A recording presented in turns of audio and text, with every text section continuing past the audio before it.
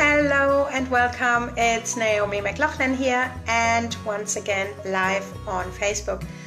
And if you are going to be a replay viewer, then hi to you as well. Or if you're on YouTube, or if you're listening to the sound, so the audio only, then welcome and thank you so much for being interested, for showing up.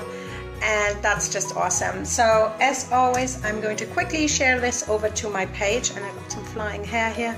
I think that's just the way it is. If you come on live, say hello, tell me where you're from and why you're here. So what are you looking for? Are there any particular questions you would like me to answer? Let me share this over. I look a little bit tired, I guess, because I had such a bad migraine the past couple of days, which is the main reason why I didn't show up.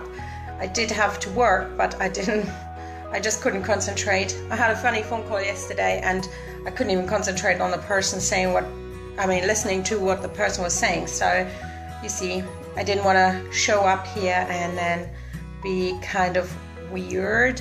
So I've shared this on one page, and I'm going to share it to another one, and then I'm fully here. But that also gives some people time to jump on the live stream if they have switched on or clicked on the notifications.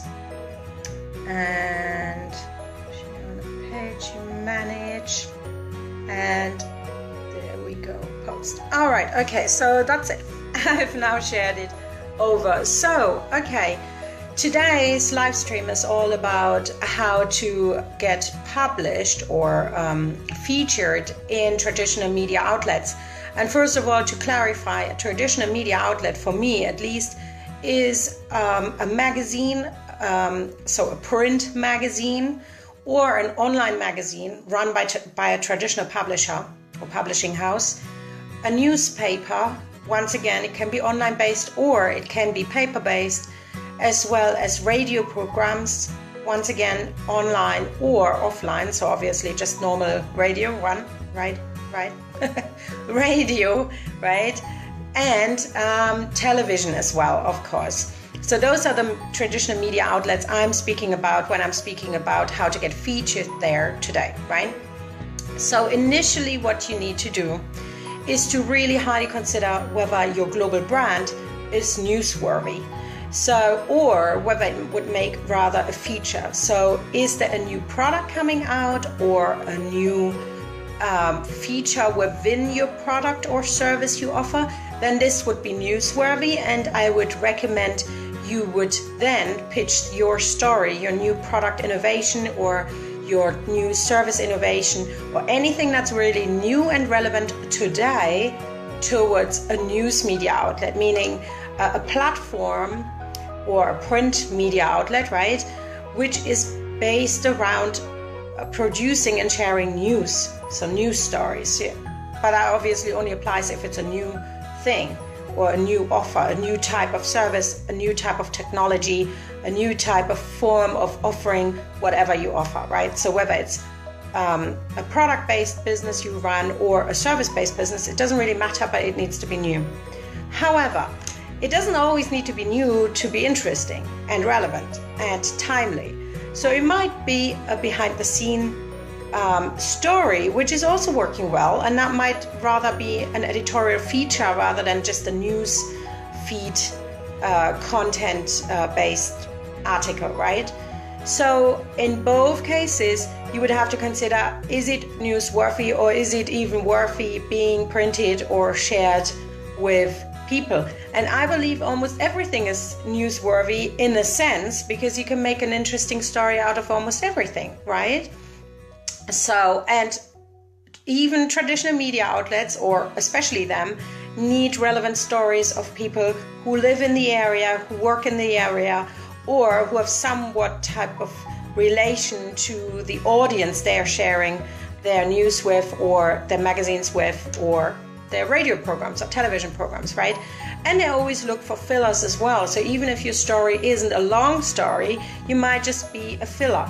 So you might just have a couple of lines within a paper or within a magazine or within a radio program or a television program, right? So that's highly important to consider does it make a big story, or is it rather a filler story, so just something small? So step number 1, therefore, is to consider who to approach with your story and how to approach them with your story. Which brings me to number 2. So if you figured out what you actually want to share, that was step number 1, you then have to think about who would most likely be interested in your story.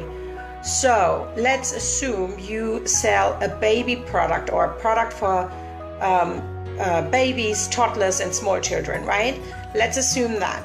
Then obviously you're not going to approach a business magazine. That wouldn't make any sense. You would obviously not approach an editor running a late night show, because that would, once again, would make no sense.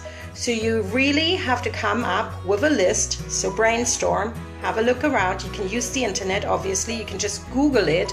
Magazines, newspapers, and radio stations, and also television programs. And you would have to look for those shows or for those niche magazines which actually have exactly that target audience, a target demographic, right? So once again, if it's a children's product or a baby product, you wouldn't approach an old people's home magazine. It wouldn't make any sense. Or a travel magazine or something, right? However, if you're a travel agent, then that would be the one. If you're selling products geared towards an older demographic, then that would be the one, right? The one for old people. But you really have to be clear. So step number 1, what's the newsworthy part of your service or product? What makes a good story, right? Number 2, consider the demographic and audience of the news media outlet you want to approach. So don't just approach anybody within an outlet, approach the right person. So obviously, if it's a bigger television station, they will be having several shows going on during the day, right?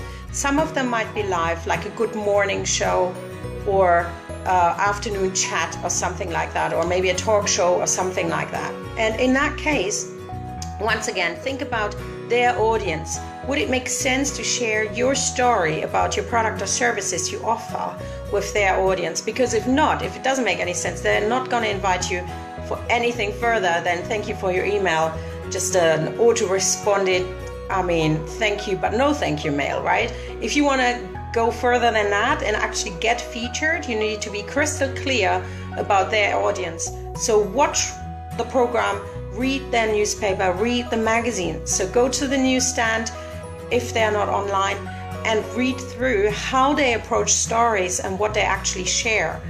And if you are on the corporate page, so some of them have easy access. So if you scroll down all the way to the bottom of the page, you're going to get easy access to the corporate information, and often they share exactly their demographics. And if you can't find it just easily, you might be able to find it under the advertisement page, because the advertisement page actually allows you to see what type of demographics they're actually sharing their content towards, because they want advertisers to buy advertisement space, right, in order to actually sell and make more money. Sell the space and make more money. And in that case, you can actually use those demographics to identify whether your services or products actually make sense to pitch your story to, and whether they actually have exactly the same audience you would like to reach. Because like I said before, and I can only repeat myself, you would have to find a demographic or a magazine, news media outlet, or a radio station and its programs, or television station and a particular program that actually features stories which interest their already existing viewers, readers, and general audiences, right? And that's highly, highly important. Now, this gets me to number 3. So how do you actually approach them? So when you've made your list of stories or possible stories, and when you've made your list of possible news media outlets, or traditional media outlets, so I'm not just speaking about news, I'm speaking about any type of traditional media outlet, right? So then you have to think about the pitch. So who do you pitch towards, right? In most cases, it will be, if they are big enough, they will have an editor who is in particular based around that particular topic. So if it would be business, then obviously you would look up the business editor. If it's the finance editor, then obviously if it's finance related, then it would be finance. And the bigger the outlet, the more editors they have. However, so you can always use the editor itself. I mean, the one published on their website or within the magazine. That's often at the beginning of the magazine or all the way at the end. It depends on what type of outlet it is. But you will also most likely find it online. And then the other way of finding it. Sorry, I'm slightly distracted because I have somebody peeking around the corner, opening the door here, but I don't know who it is. The person is not showing. Hello. Anyways, okay, I will just have to ignore it for now. If something comes up, I will quickly deal with it. Yeah, so like I said, you would have to lost my train of thought. Yes, pitch. So who do you pitch? You have to, once again, be crystal clear who are you pitching to. So once again, no, it wouldn't make any sense to pitch something towards business to the wrong person, right? So if it's, I don't know, finance-based, don't pitch it to business unless it has some form of relation to it.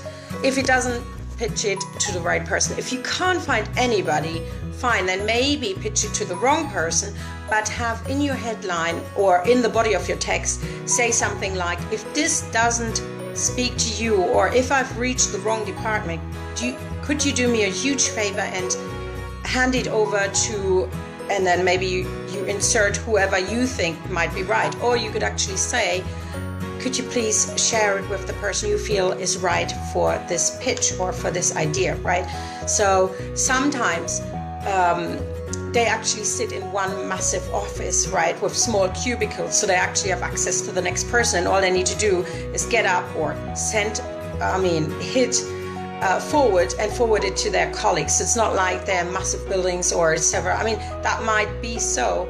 However, they obviously have better access. So in case you can't find anybody you would think would be the right person on the contact page, then send it to the one you believe is most likely kind of related, right? Because in some cases, if you think of media could be kind of anything, right? Could be audio, could be visual, could be written. So obviously if there's just one media editor, then that might be it. Or if there's just one business, let's say you want to write something about family business, or even more niche down, businesses for, 65-year-olds plus in California or something, and even more niche down than that, who rent out mobile homes or something, right? Just to make it more niche and niche and niche. This is still business. So you could still just use the business editor. So you don't have to be that super specific. However, your pitch needs to be super specific because they need to see that it actually, or they need to feel that it might actually work towards their audience and towards their readers. So like I said, it wouldn't make much sense if you would just pitch anything to anybody, right? So be specific, think about the magazine or the newspaper or the radio program or television program you're actually gearing it towards. And in that sense, I also have to say, just to clarify, don't just send something to info at, let's say, CTV or something, ctv.com, right? Doesn't make much sense. Because if it's just an info at address, that means it will most likely only reach maybe a help desk or a personal assistant if you are lucky, or not even a personal assistant. What am I saying here? That's even crap. No, you might just reach an inbox for all inquiries coming into that television station. You have to be crystal clear and actually pitch your story to a specific show. So look up the show's contact information page, and then also their editor information page, because that's highly, highly important. Otherwise, you might not reach anybody at all, and it will just be lost. Right, so this brings me to the final step in a sense. It's not, or the pre-final step, if you will. I think we were on number 3 just now. So this now would be number 4, which is the pitch itself. It needs to be crystal clear. So have a great headline, show them what your title might be, but don't be too picky and say, hey, this is my title and I don't want it to change, right? So actually say something like, great way to stop babies crying over the weekend or something. I don't know. Top of my head, I'm just making something up. Or 5 ways of showing your spouse you're still in love, or something like that. If you have a headline, if you have a subject line title like that, and obviously you would insert pitch as well, pitch for an article, and then you have your headline, that would create much more interest than if you just say something like pitch for so-and-so show. I mean, you can still have that. You can have a long title if you wish. Oh, sorry, 1 second. I have to get out of the live stream just for a minute, and then I will be back with you in a second video. Hello again, me again. Sorry, I had to jump out of the live stream because somebody knocked at the door, which was actually the postman. So I had to quickly go and actually deal with that. So I'm once again live. So once again, like always, I'm so sorry. I have to share this over to my other 2 pages so that everybody has access. But anyways, I will do that while I still talk. I was saying that you should have clear and interesting, relevant headlines to actually get the person who receives your email to open up your pitch, right? So that was step 4, was to write an enticing headline, subject line, which includes the word pitch, so they actually know what this is about, but also a possible headline for your participation in a show, or for your article, right? For your feature article, or for your news article, or something like that. And I believe that's highly important, and the reason why is because otherwise they might just hit delete, or might not even delete it, but might not get to it because they think, oh, it's just another pitch and I'm not interested. However, if the headline already gives some form of information and they're looking for this right now, then obviously, ta-da, your pitch is there, and that will help a lot. So, share in your own timeline, so I have to do that right now, and then the other one as well. And that brings me to number 5, which would then be, how do you actually pitch, right? I get that asked many times because people actually don't know whether what to say, right? And what do you say? I mean, you know your business best, so tell them what this is about, not in a massive letter. So have a small introduction. Hi, my name is blah blah blah. I'm writing to you because I hope this might be helpful for your audience or interesting. So use some adjectives and some and give them a why. So let's assume my t-shirt line, right, with T-Mill. By the way, there's a free UK shipping this weekend, and it's all about the global goals, right? I mean, there's one tee in my collection which is actually not based around global goals, but my general motto, which is let's take the road to success together, right? So if you would love that tee, then obviously that's also included in the free shipping for the UK. But even the worldwide shipping is affordable, and the tees are really super soft because most of them in my tee line with T-Mill are actually based around bamboo, and even the ones with cotton are 100% organic. So this is awesome. I mean, they feel awesome, they are awesome, and I hope you have a look. I will leave you the link of the t-shirts in the comment section, and I will do that just now. So let me quickly grab the link for the Global Goals line, t-shirt line. They're eco-friendly, they are super soft, and they're affordable. They're not expensive at all if you consider how much good you do in the world.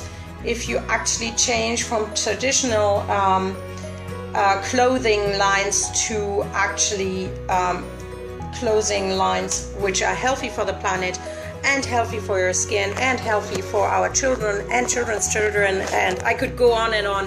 You know, the people who are close to me know since I guess the entire year this year, I couldn't stop talking about global goals because they're so important.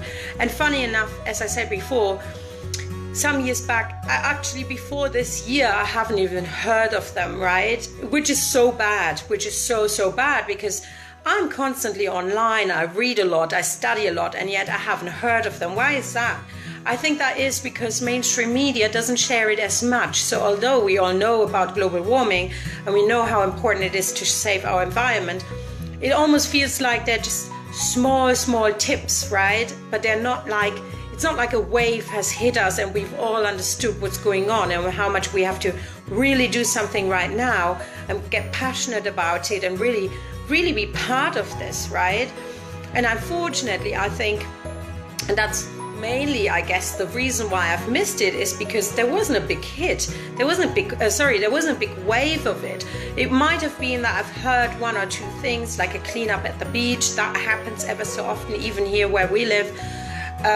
But those are just the small steps. But I believe, and that's even what the title of my latest book was, How to Apply Global Goals to Your Business, was how to actually make it happen. How do normal people just apply it, right? People like you and me, what do we do?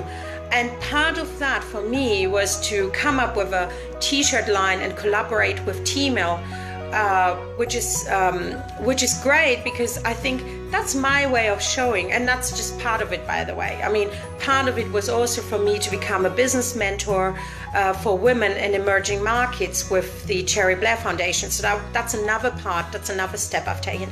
By the way, I'm going off track here right now, I'm sorry, but I'm just passionate about it, and it just came to mind. It's weekend, and ever so often over the weekend, there's free shipping with T-Mail, and I was notified a couple of days back, but because I wasn't feeling that well, I didn't do any live streams, and I only shared this yesterday, I believe, over Twitter and also on Facebook, that we actually have free shipping this weekend.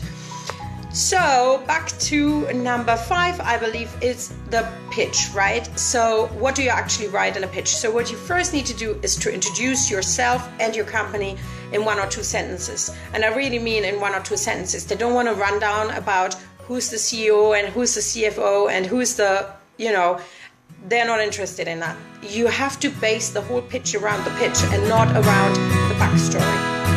If the pitch is about the backstory, let's assume you have been in business for the past 25 years or if the business was run in your family for the past 25 years and now it has been given over to you, and that's a new trend you're gonna start from now on, or you're taking the business, the family business, into a new direction. That's awesome. Then that might be the pitch, and then obviously you go a little bit more into detail about that one. However, generally speaking, just give them a short 1-2 sentences as a hi, I'm so and so, and this is what the business is about. And then straight away go into why you believe this story you're about to tell them.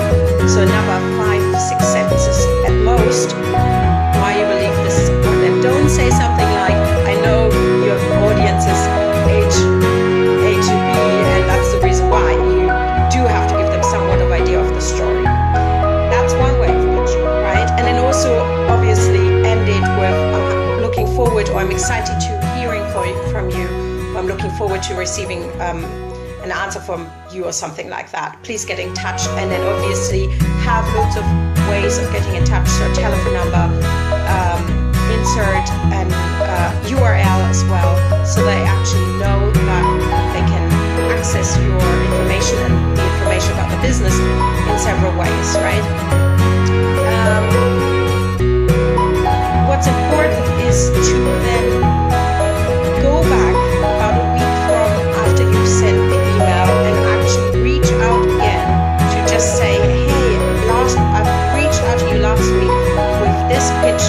And the best way to do it, by the way, is to just re-forward the same email but add your reminder at the top of it, so that they actually see the original email and they don't have to go back into their folder to actually search through and find out what you are actually talking about, right? So make it as easy as possible. So re-forward the same email once again, but add a reminder at the top saying, I'm reaching out.